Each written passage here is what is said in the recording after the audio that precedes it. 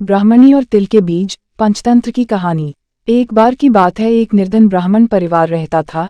एक समय उनके यहाँ कुछ अतिथि आए। घर में खाने पीने का सारा सामान खत्म हो चुका था। इसी बात को लेकर ब्राह्मण और ब्राह्मण पत्नी में यह बातचीत हो रही थी। ब्राह्मण, कल सुबह कर्क संक्रांति है, भिक्षा के लिए मैं दूसरे गांव जाऊंगा। वहां एक ब्राह्मण सूर्यदेव की तृप्ति के लिए कुछ दान करना चाहता है।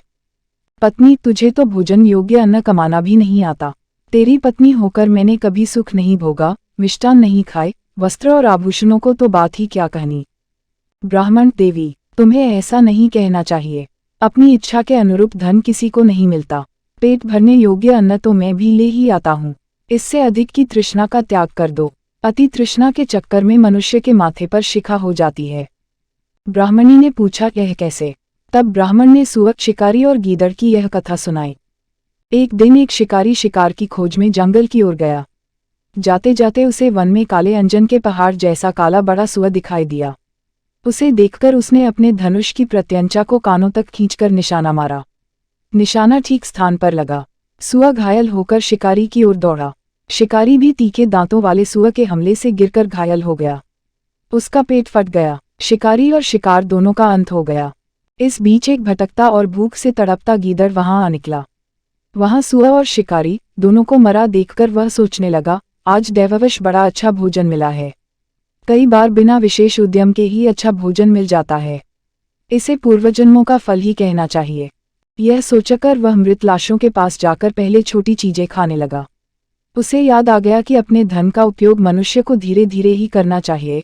इसका प्रयोग रसायन के प्रयोग की तरह करना उचित है। इस तरह अल्प से अल्प धन भी बहुत काल तक काम देता है। अतः इनका भोग मैं इस रीति से करूंगा कि बहुत दिन तक इनके उपभोग से ही मेरी प्राणयात्रा चलती रहे। यह सोचकर उसने निश्चय किया कि वह पहले धनुष की डोरी को खाएगा। उस समय धनुष की प्रत्यंचा चढ़ी हुई थी। उसकी डोरी कमान के दोनों सिरों पर कसकर बंधी हुई थी। गीदड़ ने डोरी को मुख में लेकर चबाया। चबाते ही वह डोरी बहुत वेग से टूट गई और धनुष के कोने का एक सिरा उसके माथे को भेदकर ऊपर निकला आया, मानो माथे पर शिखा निकल आई हो। इस प्रकार घायल होकर वह गीदड़ भी वहीं मर गया। ब्राह्मण ने कहा, इसीलिए मैं कहता हूं कि अतिशय लोभ से माथे पर शिखा हो जाती है। ब्राह्मणी ने ब्राह्मण की यह कहानी सुनने के बाद कहा, यदि यही बात है तो मेरे घर में थोड़े से तिल पड़े हैं। उनका शोधन करके कूट छांटकर अतिथि को खिला देती हूँ। ब्राह्मण उसकी बात से संतुष्ट होकर भिक्षा के लिए दूसरे गांव की ओर चल दिया।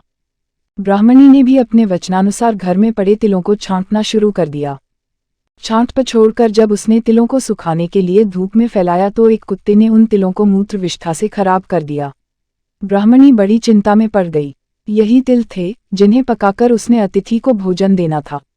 बहुत विचार के बाद उसने सोचा कि अगर वह इन शोधित तिलों के बदले अशोधित तिल मांगेगी तो कोई भी दे देगा। इनके उच्छिष्ट होने का किसी को पता ही नहीं लगेगा। यह सोचकर वह उन तिलों को छाछ में रखकर घर घर घूमने लगी और कहने लगी, कोई इन छटे हुए तिलों के स्थान पर बिना छटे तिल दे दे। अचानक यह हुआ कि ब्राह्मणी तिलों को बेचने एक घर में पहुंच गई और कहने लगी कि बिना छटे हुए तिलों के स्थान पर छटे हुए तिलों को ले लो। उस घर की गृहपत्नी जब यह सौदा करने जा रही थी तब उसके लड़के ने, जो अर्थशास्त्र पढ़ा हुआ था, कहा, माता, इन तिलों को मत लो। कौन पागल होगा जो बिना छटे तिलों को लेकर छटे हुए तिल देगा? यह बात निष्कारण नहीं हो सकती। अवश्य में इन छटे तिलों में कोई दोष होगा। पुत्र के कहने से माता ने यह सौदा नहीं किया। सीख, बिन कारण कार्य नहीं।